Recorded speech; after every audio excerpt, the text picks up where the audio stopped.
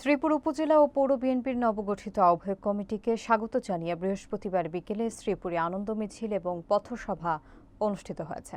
বিস্তারিত থাকছে আরিফ হোসেনের প্রতিবেদনে। দুপুর থেকে শুরু হওয়া মিছিলটি ঢাকা ময়মনসিংহ মহাসড়কের মাওনা চৌরাস্তা উড়াল সেতুর দুপাশ প্রদক্ষিণ করে সেতুর নিচে এসে পথসভায় মিলিত হয়। এতে উপজেলা এবং পৌর বিএনপি, যুবদল, ছাত্রদল সহ অঙ্গ এবং সহযোগী সংগঠনের কয়েক হাজার নেতাকর্মী অংশ নেন।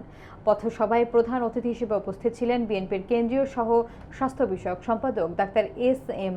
রফিকুল ইসলাম বাচ্চু। তিনি বলেন, বিএনপির ভারপ্রাপ্ত চেয়ারম্যান তারেক রহমানের নেতৃত্বে আগামী জাতীয় নির্বাচনের মাধ্যমে একটি বৈষম্যহীন মানবিক বাংলাদেশ গড়ে তোলা হবে।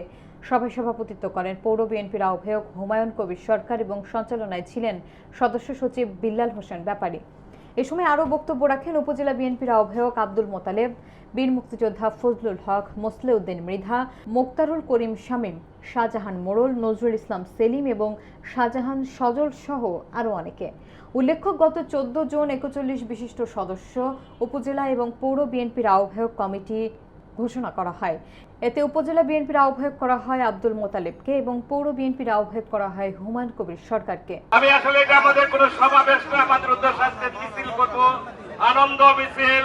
সেই জন্য আমাদের আজকের এই ব্যাপক প্রস্তুতি। আমি শুধু আপনাদেরকে বলতে চাই, এই 3টি কমিটি ঘোষিত হওয়ার পরে আমার কাছে হাজার হাজার মানুষ আমার কাছে কমিটি ভালো হয়েছে, চমৎকার হয়েছে বলে